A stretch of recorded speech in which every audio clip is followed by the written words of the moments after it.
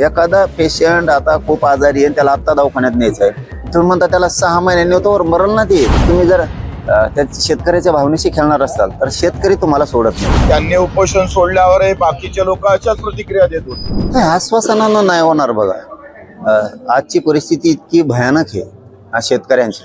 तुमच्या आश्वासनावर जगू शकत नाही शेतकरी. ही प्युअर फसवणूक. ही शेतकऱ्यांची, गोरगरीब महाराष्ट्रातल्या जनतेची ही प्युअर फसवणूक आहे. तुम्ही आश्वासनं देताल, तुम्ही सांगणार की आम्ही शब्द देतो. आज शब्दावरती पोट भरणार नाहीये. लोकांच्या घरात लेकरांना वह्या आणि साधे पुस्तकं सुद्धा राहिलेले नाहीये.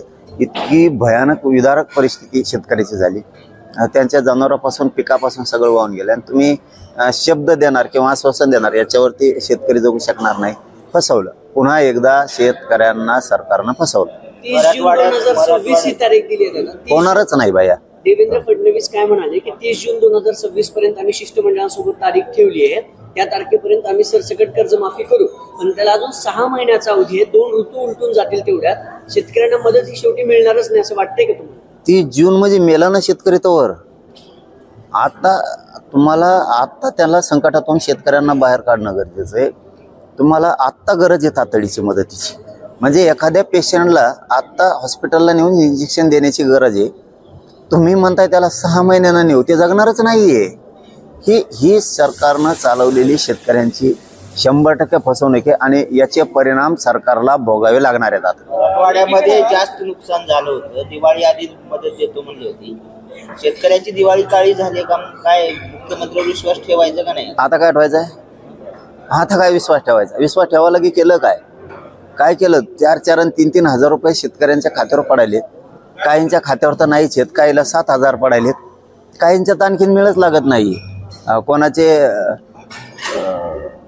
खाते खराब म्हणून सांगतात, ब्लॉक म्हणून सांगतात. ही सरकारचे सिस्टम जाणून बुजून आहे. तुम्ही 5 आणि 7 लाख 2-2 लाखाचं नुकसान झालंय. तिथं 6-7 हजार रुपये द्यायला तुम्ही. त्याचं जे पीक होतं त्याच्यातलं सडलेलं पीक काढणीलाच 10-10 हजार रुपये, 15-15 हजार रुपये शेतकऱ्यांची गेली. ती रिअल परिस्थिती. आणि तुम्ही जर त्या शेतकऱ्याच्या भावनेशी खेळणार असाल तर शेतकरी तुम्हाला सोडत नाही. अरे जून म्हणजे काय? जून कुठं आहे? तर किती साधं उदाहरण आहे ना. एखादा पेशंट आता खूप आजारी आहे, त्याला आता दवाखान्यात न्यायचं आहे, तुम्ही म्हणता त्याला 6 महिन्यांनी होतो मरण ना ते. इतकं मूर्खपणाचं लक्षण सरकारमध्ये असायला नाही पाहिजे. परंतु आता याचे दुष्परिणाम भोगावे लागणार. जरांगे साहेबांनी म्हटलं त्यांच्या दृष्टिकोनातून त्यांना तसं वाटत असेल. त्यांनी उपोषण सोडल्यावर बाकीचे लोक अशाच प्रतिक्रिया देत होते. त्याच्यानं तो आपापलं स्वतंत्र मत असतं. मला असं वाटतंय का त्यांनी कोणत्या भावनेतून म्हटलं काय असं आम्ही त्यांना समजून घेऊ. खरं तर ही जे 31 जून 2026 केलं याच्या मागचं दुसरं लॉजिक असं आहे का या वर्षाचा जो रनिंग कर्जदार आहे हा 31 मार्च 2026 थकीत होणार आहे. लक्षात घ्या. जर आता घोषणा केली असती तर 24-25 वाला आला असता. 1 वर्षाला जो मुळात आज अडचणीत सापडलेला आहे, अतिवृष्टीमध्ये सापडलेला आमचा शेतकरी आहे, तोच नेमका सुटला असता. याचे अनेक फायदे आहेत. आता ते समजणाऱ्याला समजून घ्यावं.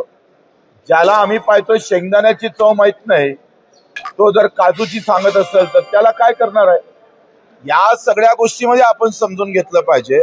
काही घरी बनवून कॉमेंट्स करणारे लोक आहे, काही आपले मत व्यक्त करणारे आहे. कधी आंदोलन केलं नाही, कधी बाहेर रस्त्यावर आले नाही. आम्ही एवढी मेहनत घेतली, लागण तेवढे गुन्हे दाखल घेतले, रात्रीचा दिवस केला, रक्ताचं पाणी, रक्ताच्या उलट्या आमच्या मुखाद्वारे झाल्या. एवढे सगळे कष्ट केल्यावर काही लोक काही आरोप करतात, त्याला आम्ही काही करायचं नाही आहे. आमचं मन पवित्र आहे. शेतकऱ्याप्रती जी काही भावना आहे त्या तेवढ्याच तिखट. जर दगाफटका झाला तर बच्चू कडू फासावर जाले तयार है. हम झुकने वाले नहीं, हम मर जाएंगे लेकिन झुकने वाले नहीं है. बैठक सुरू असताना नागपूरमध्ये तुमच्या सहित तुमच्या कार्यकर्त्यांवर 2000 कार्यकर्त्यांवर गुन्हे दाखल केले आहे. मला वाटते गुन्हे दाखल केले तर अटक करावं ना त्यांनी. आम्ही तयार आहोत. हे का आंदोलन केल्यानंतर गुन्हे दाखल होणार, त्या पद्धतीचं समोर येणार, तेवढा रोष व्यक्त करणार. सरकार जेवढं नमवायचं आहे तेवढा नमवायचा प्रयत्न करेल. एका इकडे मॅनेज झाल्याच्या बातम्या होतोय, दुसऱ्या इकडे आम्हाला गुन्हे दाखल होतोय. हे कुठला प्रकार आहे? लक्षात घ्या, 2026 ही जर तारीख आमच्यासाठी 30 जून 2026 म्हणजे रनिंग कर्ज आता 31 मार्च 2026 ते थकीत होईल आणि आताचा कर्जदार, आजच्या वर्षाचा कर्जदार थकीत मध्ये येईल आणि तो माफ होईल. ही सगळ्यात मोठी रणनीती आमच्या नेत्यानं खेळलेली आहे, आमच्या लोकांनी, आणि त्याचा फायदा अधिक जास्त शेतकऱ्याला होणार आहे.